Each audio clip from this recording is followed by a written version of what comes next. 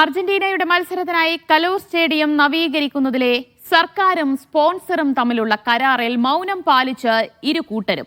ചോദ്യങ്ങളോട് മുഖം തിരിച്ച കായിക മന്ത്രിയും സ്പോൺസറും ക്ഷോഭത്തോടെയാണ് പ്രതികരിച്ചത്.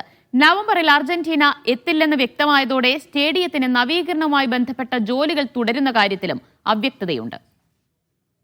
ഫിഫയിൽ ഇപ്പോൾ നിലവിലുള്ള പ്രകാരം അംഗീകാരം തരാൻ അവർക്ക് കഴിയും.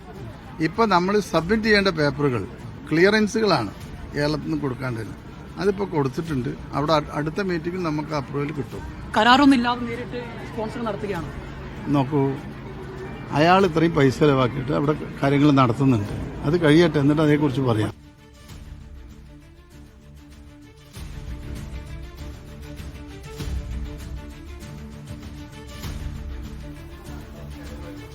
അതെ, ഇപ്പൊ സർക്കാരിന്റെ ഭാഗത്തുനിന്ന് ഒരു പൈസ മുടക്കിയിട്ടില്ല. ഇപ്പൊ ഞാനാ മുടക്കിക്കൊണ്ടിരിക്കുന്നത്. അത് ഞാൻ മുടക്കാമെന്ന് പറഞ്ഞിട്ടുണ്ട്. ഒരു വിവരാവകാശം കൊടുത്താൽ ഈ സർക്കാർ എല്ലാം കിട്ടും. വാങ്ങിക്കോ, അല്ല അത് വാങ്ങിക്കോളൂ. മേടിച്ചിട്ട് അതിൽ നോക്കിയാൽ കറക്റ്റായിട്ട് അറിയാൻ പറ്റാത്ത കാര്യം. വിവരങ്ങളുമായി കൊച്ചിയിൽ നിന്ന് എം കെ ഷുക്കൂറുമൊപ്പം മഹേഷ് പോലരും ചേരുകയാണ്. എം കെ ഷുക്കൂറിലേക്ക്. ഷുക്കൂർ, നിലവിലിപ്പോൾ ഈ പറയുന്ന സ്പോൺസറാണ് ഈ സ്റ്റേഡിയം നവീകരണത്തിനായി പണം ചെലവാക്കുന്നത്. ഏതാണ്ട് 50 കോടിയിലധികം രൂപ അയാൾ ചെലവാക്കുന്നുണ്ട് എന്ന് കായിക മന്ത്രി സ്ഥിരീകരിച്ചു കഴിഞ്ഞിട്ടുണ്ട്. ഇത് കരാർ പ്രകാരമാണോ നവീകരണ പ്രവൃത്തികൾ നടക്കുന്നത്?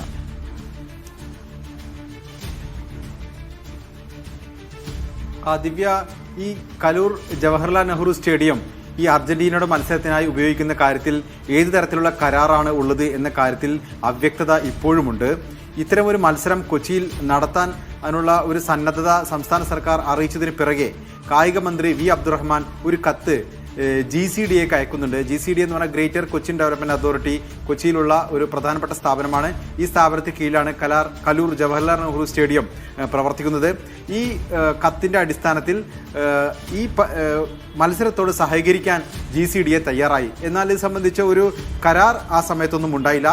സ്പോർട്സ് കേരള ഫൗണ്ടേഷൻ നെയാണ് ഈ മത്സരം നടത്താനായി സംസ്ഥാന സർക്കാർ ചുമതലപ്പെടുത്തിയത്. സ്പോർട്സ് കേരള ഫൗണ്ടേഷന് എന്തായാലും ഈ സ്റ്റേഡിയം ഉപയോഗിക്കാനുള്ള ഒരു അനുമതി ഈ GCDA നൽകിയിട്ടുണ്ട്.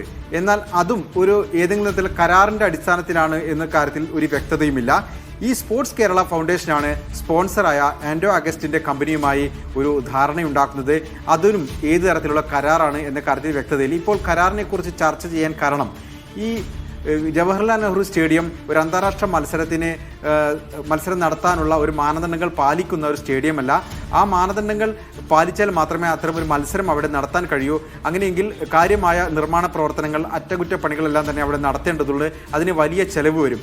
ആ ചെലവ് വഹിക്കാൻ താൻ തയ്യാറാണ് എന്ന് ആൻഡോ അഗസ്റ്റിൻ പറയുകയും ഏതാണ്ട് 70 കോടി രൂപ മുടക്കിയാണ് താൻ അത്തരം ഒരു നവീകരണ പ്രവർത്തനം അവിടെ നടത്തുന്നതെന്നും അദ്ദേഹം മാധ്യമങ്ങളോട് പരസ്യമായി പറഞ്ഞതുമാണ്.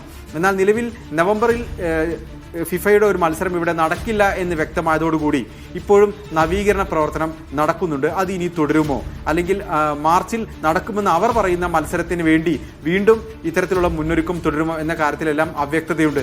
അങ്ങനെയെങ്കിൽ നിലവിൽ ഈ സ്റ്റേഡിയം ഇപ്പോൾ ഈ ആൻഡോ അഗസ്റ്റിന്റെ കമ്പനിയുടെ നിയന്ത്രണത്തിലാണ് ഉള്ളത്. അവരാണ് അവിടെ നവീകരണ പ്രവർത്തനം നടത്തുന്നത്. വലിയ തോതിലുള്ള ഒരു ഇൻവെസ്റ്റ്മെന്റ് അതിനാവശ്യമാണെന്ന് ആൻഡോ അഗസ്റ്റിൻ പറയുന്നു. അങ്ങനെ ഒരു നവീകരണ പ്രവൃത്തികൾ നടത്തുന്നത് എന്ന് വെച്ച് കഴിഞ്ഞാൽ അതിൽ തന്നെ ചില ദുരൂഹതകളില്ലേ? അങ്ങനെ പാടില്ലല്ലോ. ഈ കരാർ സംബന്ധിച്ച ചോദ്യങ്ങൾക്കൊന്നും തന്നെ വകുപ്പ് മന്ത്രിയോ അല്ലെങ്കിൽ ഈ സ്പോൺസറോ വ്യക്തമായ മറുപടി പറയുന്നില്ല. കാരണം വകുപ്പ് മന്ത്രി പറയുന്ന അയാൾ അവിടെ വലിയ തുക ഇൻവെസ്റ്റ് ചെയ്യുന്നുണ്ട്, അത് കഴിയട്ടെ എന്നാണ് വകുപ്പ് മന്ത്രി പറയുന്നത്. പലപ്പോഴും വകുപ്പ് മന്ത്രി ഈ സ്പോൺസറുടെ ഒരു വക്താവിനെ പോലെയാണ് സംസാരിക്കുന്നത്. അദ്ദേഹം വളരെ പെട്ടെന്ന് ക്ഷോഭിക്കുന്നു. ഒരു ജനാധിപത്യ സമൂഹത്തിൽ ന്യായമായ ചോദ്യങ്ങൾ മാധ്യമപ്രവർത്തകരിൽ നിന്നും ജനങ്ങൾക്ക് വേണ്ടി ഉയരുക എന്നുള്ളത് സ്വാഭാവികമാണ്.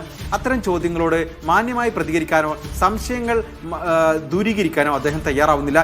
സമാനമായ രീതിയിൽ തന്നെയാണ് ഈ ആൻഡോ അഗസ്റ്റിൻ്റെയും പ്രതികരണം. അദ്ദേഹം വളരെ ക്ഷോഭത്തോടു കൂടിയാണ് പല ചോദ്യങ്ങൾക്കും മറുപടി പറയുന്നത്. ഈ കരാറിനെ കുറിച്ച് ചോദിച്ചപ്പോഴും നിങ്ങൾ വിവരാവകാശം കൊടുക്കൂ, നിങ്ങൾക്കെല്ലാം കിട്ടുമല്ലോ എന്നാണ് അദ്ദേഹം പറയുന്നത്. എന്തായാലും ഇതിലൊരു സുതാര്യതയുടെ ഒരു കുറവുണ്ട്. അതിപ്പോഴും ചില കാര്യങ്ങളിലുള്ള അവ്യക്തത തുടരുകയാണ്. നിലവിലിപ്പോൾ എന്തൊക്കെ ഈ നിർമ്മാണ ജോലികളാണ് അവിടെ നടന്നു വരുന്നത് ഷുക്കൂർ?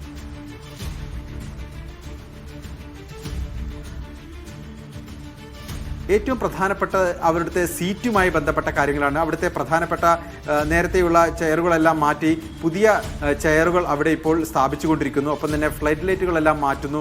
ഒപ്പം തന്നെ കെട്ടിടത്തിൻ്റെ ഒരു ഭംഗി വെപ്പിക്കുന്ന അല്ലെങ്കിൽ അതൊരു ബ്യൂട്ടിഫിക്കേഷൻ കാര്യങ്ങളെല്ലാം തന്നെ നടക്കുന്നുണ്ട്.